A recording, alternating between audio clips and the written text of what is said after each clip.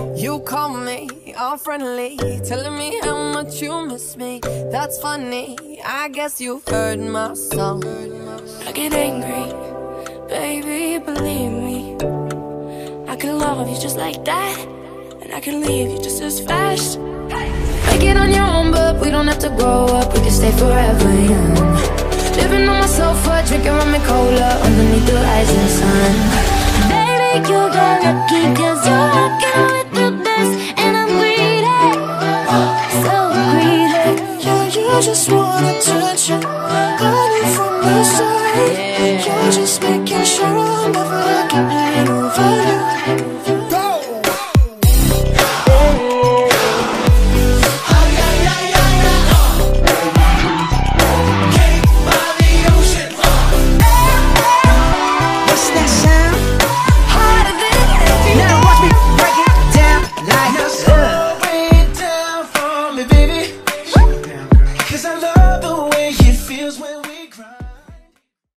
Hi Castleview, I'm Maddie Rudolph. And I'm Carmen Palmblad. Thanks so much for tuning in. This is our 20th episode of CBTV, and we're so glad that you're watching it. To start us off, we have a story about a senior who's involved in over 10 extracurricular activities. Hello Castleview, my name is Kaylee Maupin, and I'm involved in literally every extracurricular under the sun. So I'm involved in marching band, I'm involved in symphony, I'm involved in wind ensemble. I was involved in cheer last year, winter guard, golf, I'm involved in NHS. I kind of do it all. So I have been involved in music literally ever since I can remember. I wasn't really on the vocal side. I play the oboe in band, and that's an instrument I really enjoy. So this is what an oboe sounds like. Yep, and it's beautiful. I got into marching band my sophomore year. To be in wind ensemble, you're involved in marching band. And so I kind of jumped at that chance, and I didn't play any marching band instruments, so I decided I'm gonna spin flags. And I just totally fell in love with that sport. Here's what not to do. Oh my God. It's golfing time. I'm the only senior on the golf team, which is interesting. Yeah, all the underclassmen, they beat me up and they make fun of me. So learning how to not cry every day. Last week, on March 14th, many CV students took part in the National School Walkout. Let's see how it went.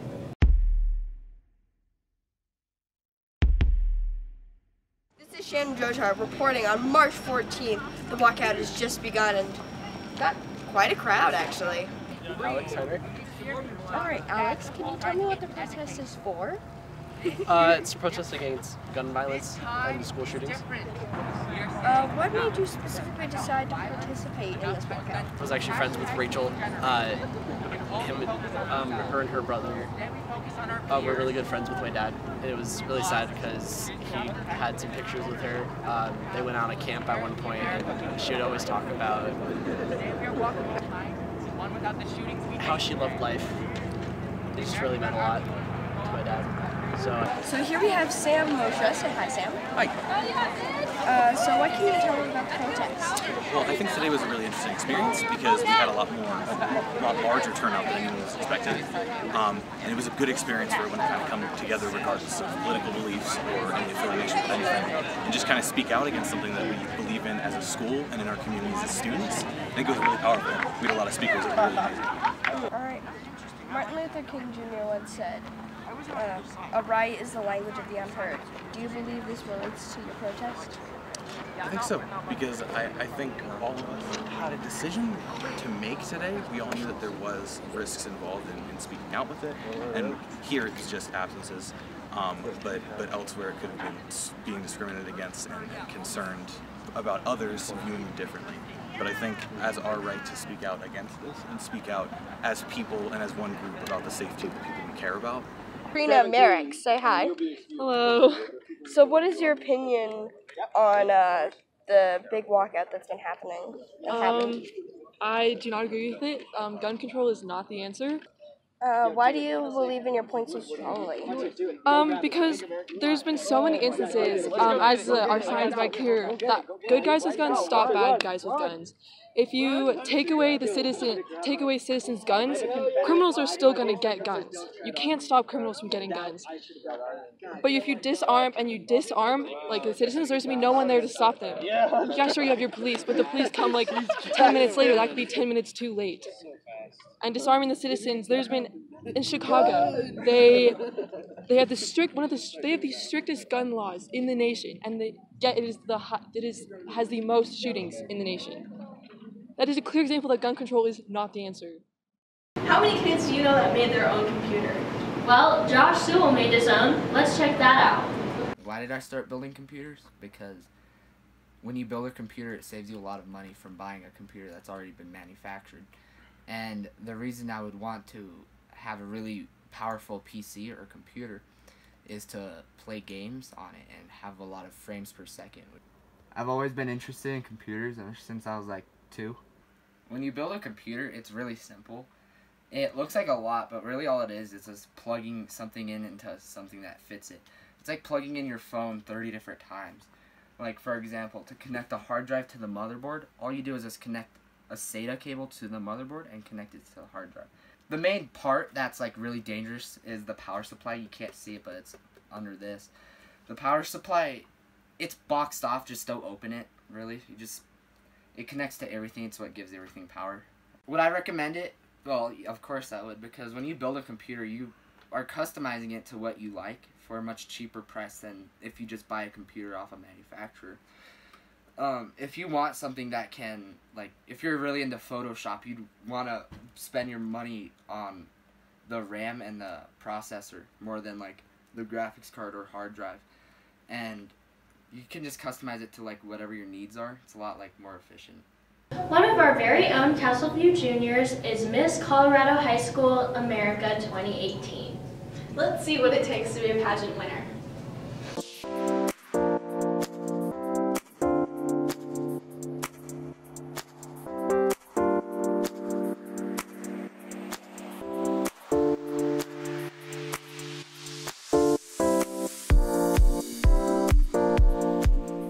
First letter in the mail when I was about 6 to do a pageant, and my parents were like, you are not doing that, because at the time they didn't know it was like a scholarship pageant. They just immediately thought of toddlers and tiaras. So I got a letter in the mail, and when I was about 10, my mom actually let me do it. My first title was actually Douglas County Miss. Not a big title, but that was cool for me to represent Douglas County. And then I was actually Miss Colorado Junior High 2014. My goal is to be junior high, high school, and collegiate. So I competed last year and I tied for first runner-up. So I've just been working really hard, so I cried a lot when I won, and it was a really big deal to me, so I was really excited for the year to come. For scholarship pageants, you have to do community service. Some of them require certain amounts. The title that I have now requires 2 appearances a month. But for other ones, you just have to do interview. You really don't have to have any previous experience, just interview, evening gown, and you could just pull out anything and get a lot of help from your closet. So.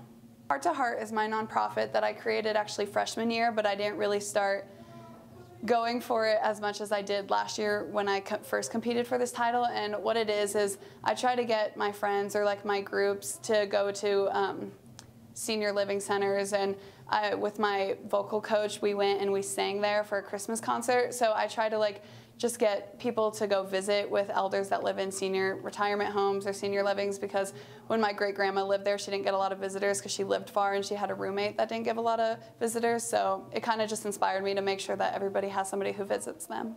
I have nationals coming up in June, so it's hard to balance 2 appearances a month in school, but it's really just my teachers being understanding, and my directors actually for the pageant helped me a lot with school. So my parents are a really big part of it. Like I said, they weren't a big fan of it at first, but my mom helps me with all my paperwork and getting out and doing community service, and my dad actually bedazzles my clothes and steams my dresses the day of competition, and my brother does not like going, but he's always there, so it's just really nice to have their support, and they're just always there. Tanea Desborough, the new 2018 Miss Colorado High School America.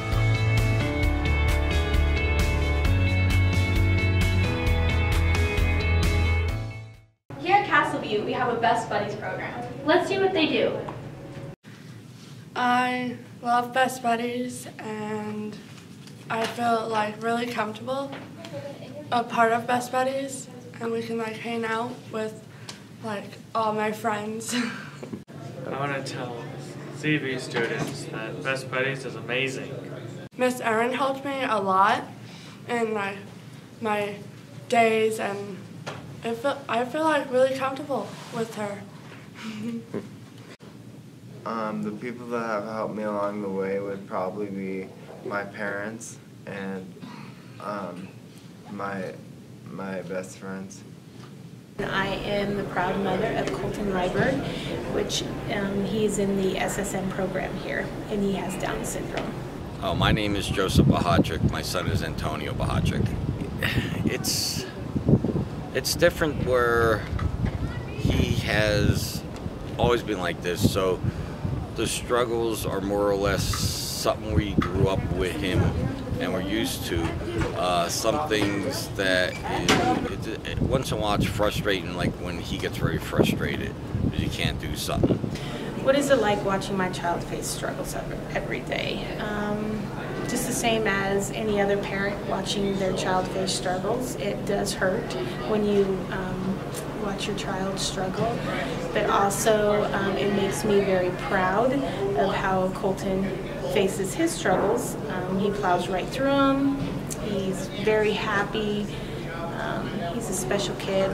We are very blessed to have him in our family. He's amazing. The most difficult thing that I think Colton has overcome, I would say people accepting him. Acceptance is very important.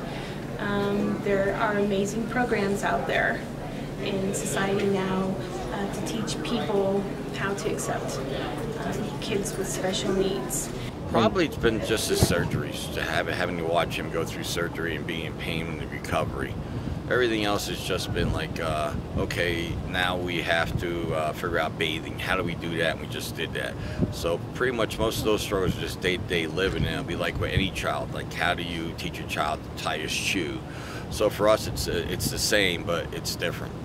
We moved here from New Jersey about 3 years ago, and the programs at the school with the Best Buddies and the peer groups, the peer aides, they have been amazing. I mean, his Best Buddies have taken him out to movies. They have shown him that he could go out with people his own age and have fun. They took him to a football game, so he just loves school and everybody here. Wait.